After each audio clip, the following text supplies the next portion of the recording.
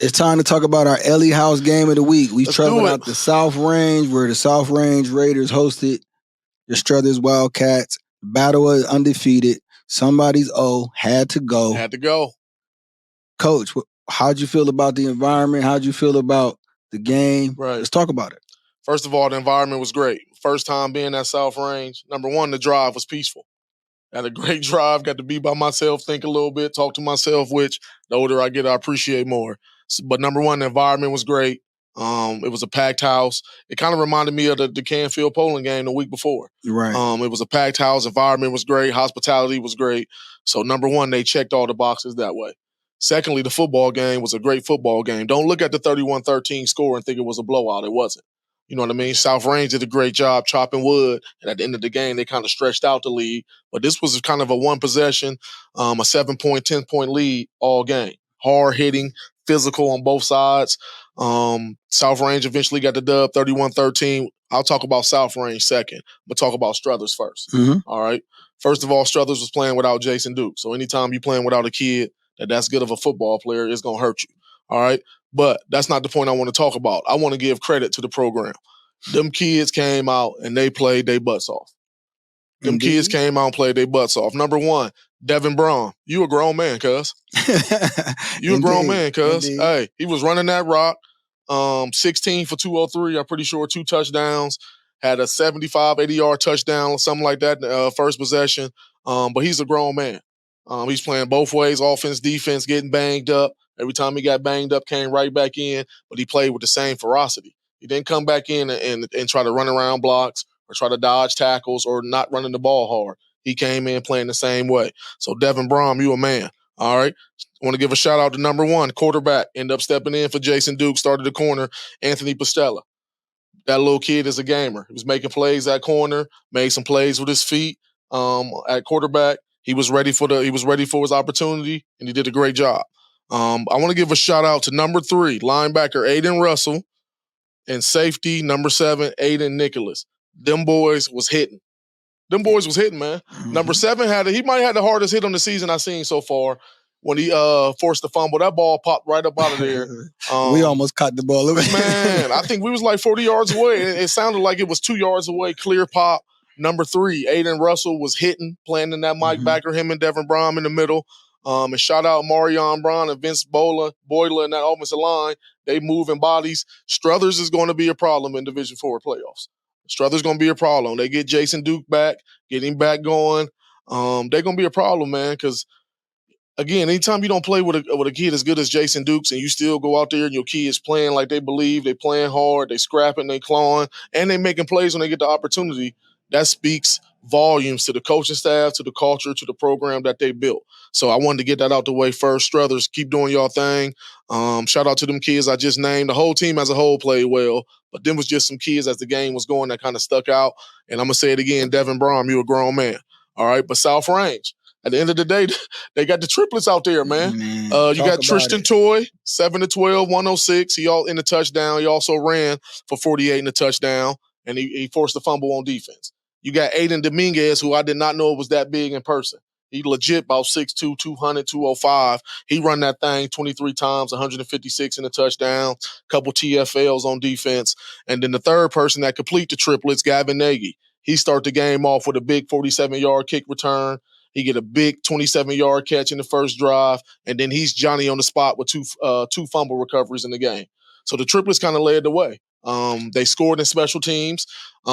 Shout out to Drew Starkey. I'm sorry, I apologize on my live stream, our live updates on IG. I said Luke Starkey. Luke is his big brother. I didn't know it was a little brother. So shout out to Drew. Drew had a big punt block that led to a fumble recovery in the end zone for a touchdown. They was flying around. You could tell it was also a good test for them because I know for sure they haven't played the offensive line like Struthers. I don't know if they're going to play offensive line like Struthers in the future. So it was good to see, kind of where they stack up, being able to fight them big boys.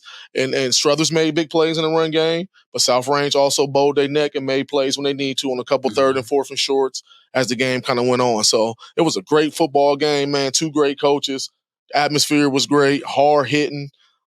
Exciting plays. It was great. I'm happy we got to finally go be in the house at South Range. And again, Struthers is going to be a problem in Division 4, and South Range is going to be a problem in Division 5.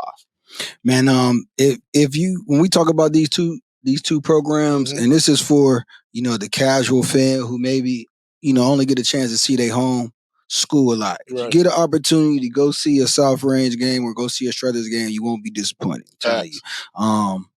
South Range, like I said, shout out the South Range athletic department, showing us the hospitality. Man, they out there with the Canfield Fair Carnival fries, you know what I'm saying? And but like I said, their fans came out in droves. It was a packed house. It was loud. And like you already said, I don't have to beat a dead horse, but the intensity that they was hitting out there, bro. Like the sound, we have a unique vantage point for being in the back of the end zone. Once they get in the red zone, where you can really see the trenches, you can really see up close. And you see a running back or a quarterback finish the runs or take a hit or somebody give a hit. Man, you seeing these young men bring their legs with them. You see them. You see what all the work they do in the off season. You hear it. You hear these pads colliding. If you're a football fan, that's the type of environment and those are the type of games. Like you said, don't look at the 31-13 because you know what I'm saying. That's not the case of the story. I'm sure you can ask South Range. They had nothing but respect for the way that it was pretty much 24-13. South Range got one late. It was pretty much 24-13, which South Range wasn't trying to get nothing cheap or nothing like that. 24-13 is kind of close enough where even though there's a minute or two left, crazy stuff can happen in football. So let's get this extra touchdown if we can, just to stretch the lead. I don't think South Range meant nothing by it, and I don't think Coach Begg took nothing by it. But it was a great football game, man. And again, both programs well coached, tough kids, playmakers, leaders, chemistry. I can see both of these teams going pretty far in Division 4 and Division 5. And like you said, if you're a casual football fan and you kind of want to get out your community and just go watch a different team, don't be afraid to go watch Struthers and South Range, especially if you like good football. So shout out to both programs, man. They did their thing, man. And just adding to the point, Devin Brom, definitely impressed by the triplets over there in South Range. Those guys put on the show, along with the other young men that you mentioned, for Struthers as well. You just some great programs playing with pride and playing hard, man. That's our ELLIE House Game of the Week recap. Yay! I'm glad we picked it, baby. South Range Raiders, 31-13 over the Struthers Wildcats. It was a great environment, great game. You know it. We're looking forward to get back out there. So, like we say every week, stay tuned right here, baby. We got interviews for you. So moving on to our next thing. Now, talk to me. Who we got for our Phillips Care train? Stella, baby, we got the ELLIE House Game of the Week. You see it. I got the triplets with me, our players of the game. Gavin Nagy, Tristan Toy, Aiden Dominguez. Yes, I'll call them the triplets. They make everything run out here. Starting with you first, Tristan. Talk about all your playmakers. Dylan Smesko, Gavin Nagy, Nate Lewis, Aiden Dominguez. Talk about how easy they make your job for you being the quarterback out here. They make everything so much easy. They make all the reads really easy for me, and I know I can give them the ball, and I know they can go make plays. And even on offensive side, they can do that, but on the defensive side, we can make plays with all those players too and everybody else on the team. I love it. Gavin, let me talk to you, baby. You started the game off with a big kick return, had a big catch in the first drive, 2 fumble recoveries. People don't give you a lot of credit in the media. I love your game. Talk about what you think you bring to this team. I mean, I think I bring a lot of energy, but we can't, my team starts that off. Like, I always hear Troy Combs, yelling in the huddle, he's the energy maker. So he starts us off, so credit to him. Got it. Aiden, big dog. I felt like Gavin kind of got the game going. I felt like you closed the door. I felt like you was the hammer and the nail. Talk about how you felt in the second half of the game and what was your mindset as far as closing the game out. Yeah, I just try to run as hard as I can. I know my line's going to push me through. I know I'm going to run hard, but my line's going to push me for those extra yards, so it's just a team effort. Gav, love it. Tristan, second half, Devin Brom, good football player to Struthers. Shout out to Devin. Breaks a big run. I see you coming down the sideline. Not only do you chase him down, you force a fumble, and your guy right here, Johnny, on the spot to pick it up. Yeah. Just talk about what that play means, not only for you, but is that a type of play that kind of talks about South Range football in the whole? Yeah, on our defensive coordinator, he always puts out a game plan for us, and we always emphasize something. And our emphasis this week was create turnovers and create big plays. And on that play, I did miss a tackle. I didn't fit it right, so I knew I had to make up for it and chase him down and try to make a play on the ball. Young kids at home, especially in South Range, did you hear what he said? He messed up on the play. He got up, finished the play, ended up making a big play. That's big. Gavin, talk to me about your partner in crime. Nate Lewis had a couple big catches tonight. Talk about my guy. Talk about your guy, baby. Yeah, he's a dog. Nate's a dog. He caught some passes out in space. I hit some blocks for him, and he was just off on the races. Picked up some huge amount of yards tonight. So we're going to get out of here. We got the band coming. We normally do shout-outs. We got the big boy, Aiden Dominguez. We got the captain and the leader, Tristan Toy. And we got Mr. Johnny on the spot, Mr. Electric, Gavin Nagy. Shout-out to the triplets. Great win tonight. Keep it up out here in South Range. We out. Hey! Coach Stella, we back at the ELLIE House game of the week. We got Coach Dave Rach right here. Coach, big time win tonight, 37-13. Talk about the game and what does it mean for your program? Yeah, it means a ton for us. Anytime you can get one in the NE8, it's a big one. Obviously, Struthers is really talented team, a great program, really well coached. So they're all hard, but especially against a team that's that talented and that well coached. I was really proud of the way our guys, showed up. They executed. We've had, I would argue our best week of preparation. So it's nice to see, kind of the fruits of the labor, coming back around. Coach, for our players of the game, I went with 3. I went with Tristan Toy, Aiden Dominguez, Gavin Nagy. I'm giving them the nickname the triplets. Yeah. Just talk about them 3 and what do they mean for your team, not only tonight, just overall for your program. Yeah, well, you said it. I mean, talk about 3 guys that have, put so much into this program throughout their lives. They're all 3 program guys that have been around, feels like forever.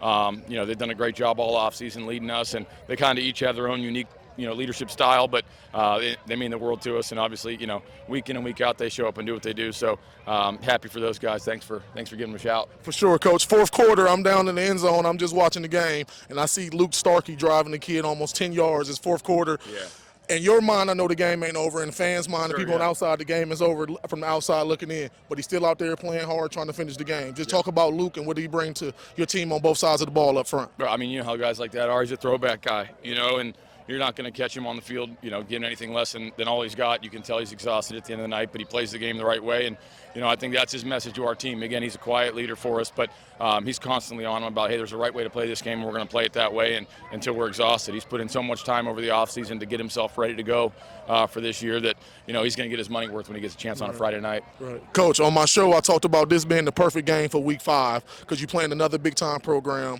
and vice versa. So whether you win or lose coming out this game, you kind of know exactly who you are and what you need to get better at. Coach, give us one thing in your mind that you think you guys want to get better at, whether that's offense, defense, or special teams. Yeah, I mean, all 3 of them. Specifically, just off the top of my head right now, the kick coverage, needs cleaned up in a hurry. And then we got to stay out of the negative plays on offense. I thought too many times, we were getting behind the sticks for a number of reasons. We got to be more efficient on offense, and then the kick coverage is really hard, especially when you're playing against a team that's so big and strong as they are. You let them take it out to midfielder in 4-down territory, and you're kind of up against it. Coach, thank you for the interview. Last thing we do here at Between the Lines with Coach Stella, we always give out shout-outs. Mom, dad, wife, team, anybody you want to. Coach, look in the camera, shout somebody out. Yeah, all of them. I shout out our kids first and foremost, all the effort they give. I want to shout out my family, my wife, Julia, my kids, David and Geneva, my brothers, my mom, dad, all those guys. Appreciate all you guys. Love you. Hey, shout out to the South Range community. It's a beautiful atmosphere. You got a great head coach right here that's keeping the shit moving. Coach, great job. Thanks for the hospitality. We love being out here. Coach Stella, you know how we do. We out. Hey. Stay locked in Between the Lines with Coach Stella.